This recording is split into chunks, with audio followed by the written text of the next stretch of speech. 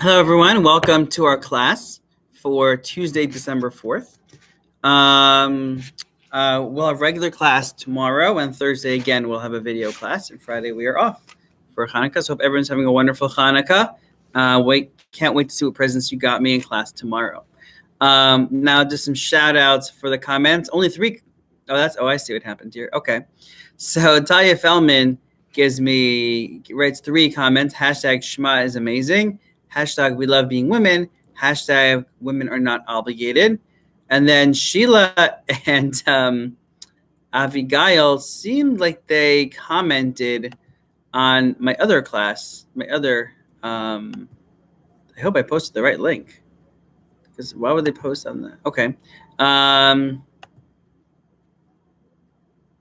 Yeah, okay. So for some reason, they commented on the other class's video, which is interesting.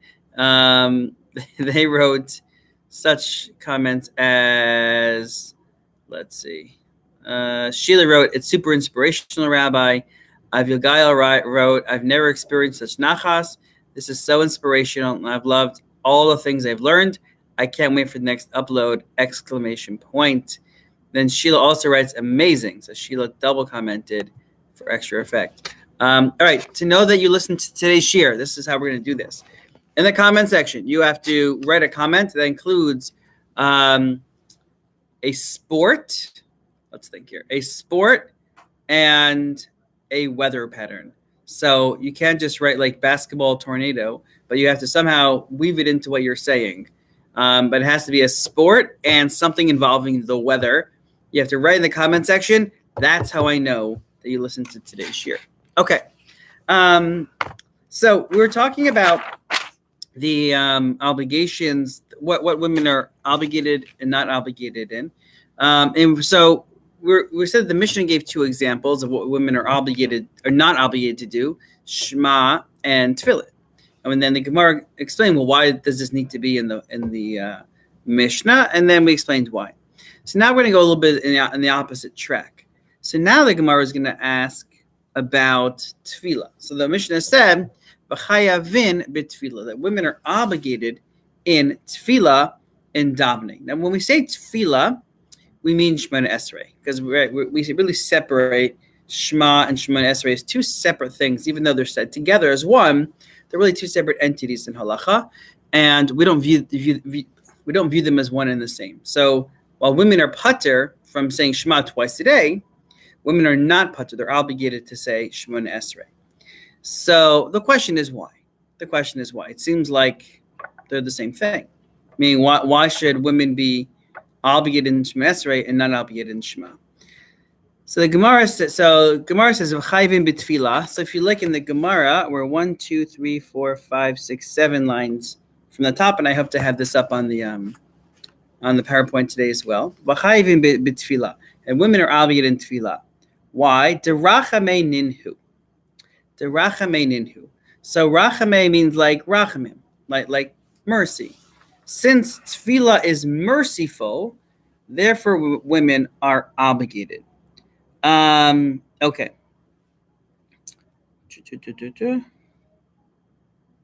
All right. So we'll explain what that means in a second. But since tefillah is merciful, women are obligated. Mahudatima, what would you have thought? Why would you have thought that women are not obligated to say Shemona Esrei? Hoel uktiv ba erev avokev etzeharayim. So this is a pasuk in Tehillim. Okay, so if you go to Tehillim Nun Hey, I'll give you the exact pasuk in a second. So the pasuk in Tehillim says that David HaMelech kind of called out to Hashem, Erev avokev etzeharayim, morning, noon, and night, which you might think is a one second. Okay, so you might think that therefore tefillah is a mitzvah aseh shezman and grama. Just loading up the exact pasuk here.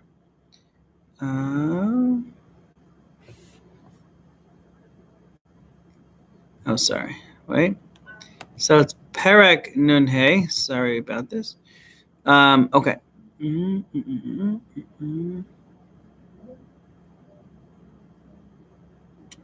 Okay. So this is in Pasuk Yud Chet. So we're in Tehillim, Perak Nun Hey, Pasuk Yud Chet. Erev Voker V'Tzarayim, Asicha Vehema, Vayishma Koli. Evening, morning, and noontime, I speak and moan, and he hearkened to my voice. So it's David HaMelech's way of saying that he called out to Hashem constantly, right? So you might think that that means that tefillah must be done at a certain time frame, right? Erev Avoka V'Tzarayim. The fact that tefillah is mentioned in Tanakh and Tehillim as being something that's done morning, noon, and night, you might think that that means there's a time frame to tefillah, and therefore it is a mitzvah to say shezman grama. It's a time-bound mitzvah. So that's what. So why does the Mishnah have to tell us that women are obligated in tefillah? Because you might think that tefillah is a time-bound mitzvah, and therefore women are obligated. So, mitzvah seshes man grama dami. Therefore, it's similar to a mitzvah seshes man grama. Kamash malan, no. We learned that it's not. Now, so it sounds like a time-bound mitzvah. If it says in Tehillim that tefillah is done morning, noon, and night, and we know that there is a concept of shachar, mincha, and mariv, that there is a time aspect of tefillah. So why is it true that that tefillah is not time bound? So those first two words are very key. Derachamei ninhu, because tefillah is merciful. Now, what does that mean? So it can mean one of two things. It could mean either that the essence of tefillah is mercy, meaning we're asking Hashem for mercy. So if we're asking Hashem for mercy, then tefillah, we can't just tell people they can't daven, right? Meaning, when it says that tefillah is done morning, noon, and night, that doesn't mean that it's mercy. That doesn't mean it's time bound. It means it's constant. Meaning, what David Melech is saying is that we should always be reaching out to Hashem. That the fact that Hashem gave us the opportunity to daven, that we can call out to Hashem's mercy, that's something that can be done morning, noon, and night. It's all the time. It's constant. There's no time limit to tefillah because you can daven. You can talk to Hashem 24/7. So almost by definition, there's no limit to when I can daven. So there's no time bound. It's not time bound. Time bound means I can only do it at certain times. The fact that I can daven 24/7, there's always a time I can daven something. And there's something called tefillah nedava. I can always do my own Shemona Esrei just because I want to. Therefore, it's not time bound. That's one way of looking at it. The other way of looking at it is that, no, it's not that tefillah is time bound. Meaning, yes, maybe tefillah is in a sense time-bound, but derach meninu is tefillah is such an important part of a person's religious personality that to have a relationship with Hashem, a person needs to daven. It's rachaminu. It's rachamim. Hashem's like gifted us the idea of tefillah. Hashem could have created the world in a way where Hashem said, I'll do what I want. You do what you want. I don't really know. You can't ask me for things. Who are we to ask Hashem for anything? Who are we to come to Hashem and say, Hashem, can you do this? What right do we have? It's merciful. It's a gift that Hashem even gave us the idea of tefillah. It becomes such an important part of being a Jew, being a person that has a relationship with Hashem, that time bound or not, it almost doesn't matter. The point is, we need to be able to, men and women need to be able to daven, because otherwise you can't fully develop a relationship with Hashem. Like we say, Kriyat Shema, you're just kind of reminding yourself of certain concepts. But if women don't need to remind themselves of certain concepts, so there's other ways to get those concepts. So women don't need Shema. But there's no substitute for tefillah. Certainly, karbanot maybe, but without karbanot, there's no substitute for tefillah. There's no other way to talk to Hashem and develop that relationship with Hashem. Therefore, there needs to be an obligation for davening for women as well. Now, we'll get into a little down the line. Does that mean davening once a day, twice a day for women? So that's a whole machloket. But what the Gemara is saying is, certainly at least once a day, there's an obligation for women to daven, because tefillah is rachamin enu.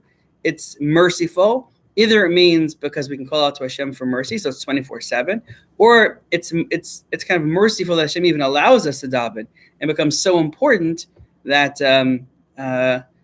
time bound or not, everyone has to do it, including women. All right, we'll stop here. Everyone, make sure to comment below. Remember, it's got to be a sport and something involving the weather, and that's how I will give you credit for listening to today's class.